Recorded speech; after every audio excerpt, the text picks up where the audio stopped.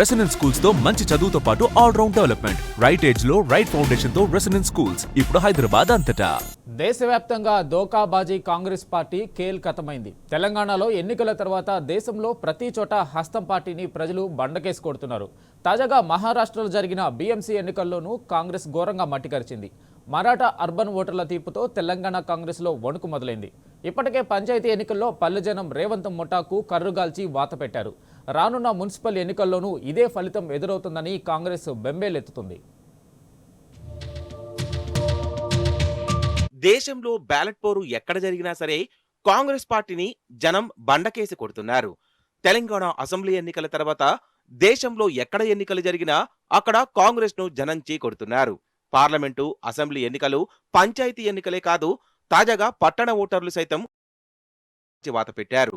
మహారాష్ట్రలో జరిగిన బీఎంసీ ఎన్నికల్లో హస్తం పార్టీ ఘోరంగా మట్టి కరిచింది. స్కాముల కేర్ ఆఫ్ కాంగ్రెస్ పార్టీ దగాకోరు హామీల కుట్రలను మహారాష్ట్రలోని పుర ప్రజలు తిప్పికొట్టారు. డిపాజిట్లు గల్లంతి చేసి మరీ రాహుల్ గాంధీ నాయకత్వాన్ని చేకొట్టారు. పోలింగ్ ముందు వరకు మహాయుతిని మట్టి కరిపిస్తామని ప్రగల్భాలు పలికిన రాహుల్ గాంధీ టీం ఫలితాల్లో ఘోర పరాజయాన్ని మూటగట్టుకుంది. 151 స్థానాల్లో కాంగ్రెస్ పోటీ చేస్తే 4-5 చోట్ల కూడా ప్రభావం చూపలేకపోయింది. అత్యధిక స్థానాల్లో హస్తం పార్టీ డిపాజిట్లు గల్లంతయ్యాయి. పోల్స్ దెబ్బకు ఇటు తెలంగాణ కాంగ్రెస్ లోనూ వణుకు మొదలైంది. ఇప్పటికే గ్రామ పంచాయతీ ఎన్నికల్లో కాంగ్రెస్ కు జనం కర్రు కాల్చి వాత పెట్టారు. మెజారిటీ స్థానాలు గెలిచి తన ఆధిపత్యం చాటుకోవాలని రేవంత్ రెడ్డి శతవిధాలా ప్రయత్నించినా కాంగ్రెస్ కు ఎదురుగాలి తప్పలేదు. కాంగ్రెస్ అరాచక పాలనపై ఓటుతోనే పల్లె ప్రజలు సమాధానమిచ్చారు. గులాబీ జెండాను గుండెలకు హత్తుకున్నారు. దాదాపు 4000 గ్రామ పంచాయతీల్లో గులాబీ జెండా ఎగిరింది. ఎప్పుడైనా ఏ రాష్ట్రంలోనైనా మన రాష్ట్రంలోనైనా రూలింగ్ పార్టీ సర్పంచులు 80-90% గెలుస్తుంది. అది కామన్. అది కానీ ఈసారి కాంగ్రెస్ అధికారంలో ఉంటే బీఆర్ఎస్ పార్టీ దాదాపు 35-40% సర్పంచులు గెలిచింది. తక్కువ కాదు, 4000 సర్పంచులు బీఆర్ఎస్ పార్టీ గెలిచింది. 4000 అంటే మామూలు మాటనా? అంటే ఇది దేనికి సంకేతం? ఒకవైపు రేవంత్ రెడ్డి కాలుకు బల్పం కట్టుకున్నట్టు తిరిగిండు. రేవంత్ రెడ్డికి డౌట్ వచ్చింది, నా ఈ బలిగేటట్టుందని. డౌట్ వచ్చి ఏం చేసిండు? ఎన్నికల కోడ్ను ఉల్లంఘిస్తూ జిల్లాకు పోయి మహిళా సంఘాలలో పిలిపించుకొని దీనికి కొబ్బరికాయ కొడుతున్నా, దానికి కొబ్బరికాయ కొడుతున్నా, ఇది శాంక్షన్ అయిపోయింది, అది శాంక్షన్ అయిపోయింది అని ఊరిచ్చి మాటలు చెప్పి గల్లీ రేవంత్ రెడ్డి తిరిగితే కూడా జనము బండకేసి కొట్టిండ్రు. రేవంత్ రెడ్డికి దిమ్మ తిరిగే తీర్పిచ్చింది ఇలా తెలంగాణ పల్లె ప్రజలు. ఒక రాష్ట్ర చరిత్రలో అధికార పార్టీకి పంచాయతీ ఎన్నికల్లో చతికలబడడం ఎప్పుడూ జరగలేదు. కానీ రేవంత్ రెడ్డి పాలనతో అన్ని రంగాల్లో దగాపడిన తెలంగాణ ప్రజలు ప్రతీకారైచ్యతో రగిలిపోతున్నారు.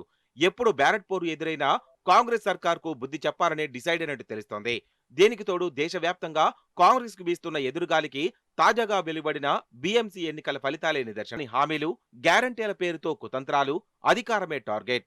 అందుకోసం నరం లేని నాలుకతో ఎన్ని అబద్దాలైనా ఆడాలి.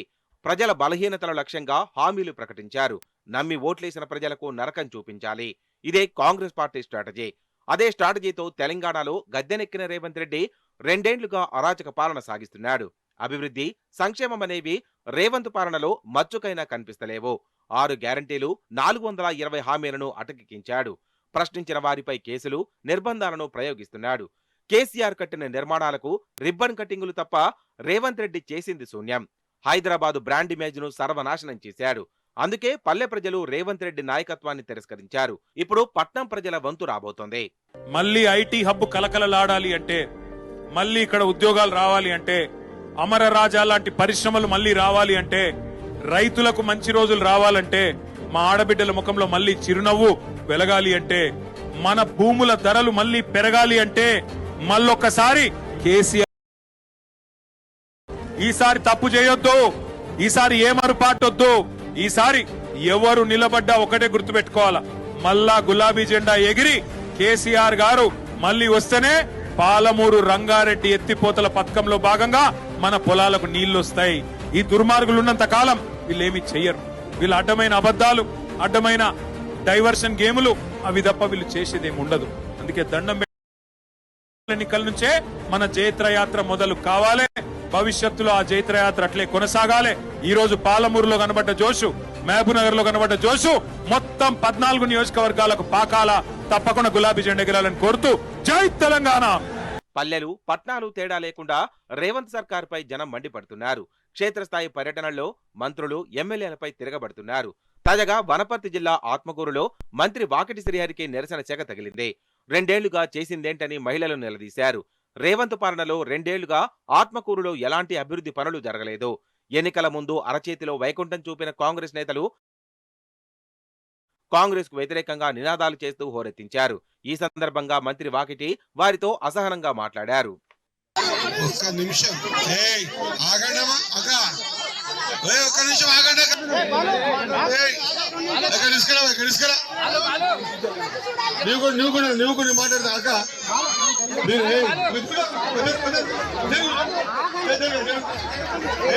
విను ఒక నిమిషం అక్క, ఒక్క నిమిషం అమ్మా, నా మాట వినక అక్క, నా మాట వినక విన నేను కరెంట్ బిల్లు నాతోనే ఒక్క మనిషి నేను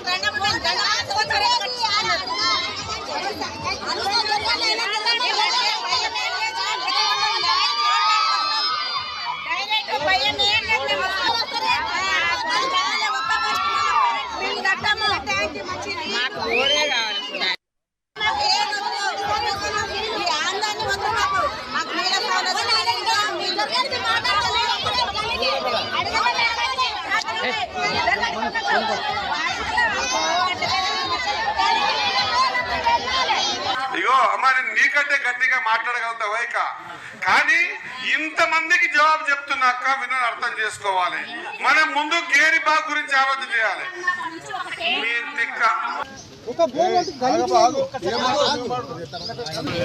మీరు అనుకుంటే ఇట్లా అయితే కదా మళ్ళీ కొట్టుకుంటే కూడా మీరు అడుక్కొని కాలేజీలు వస్తేనే వచ్చే పరిస్థితి పెడతారు.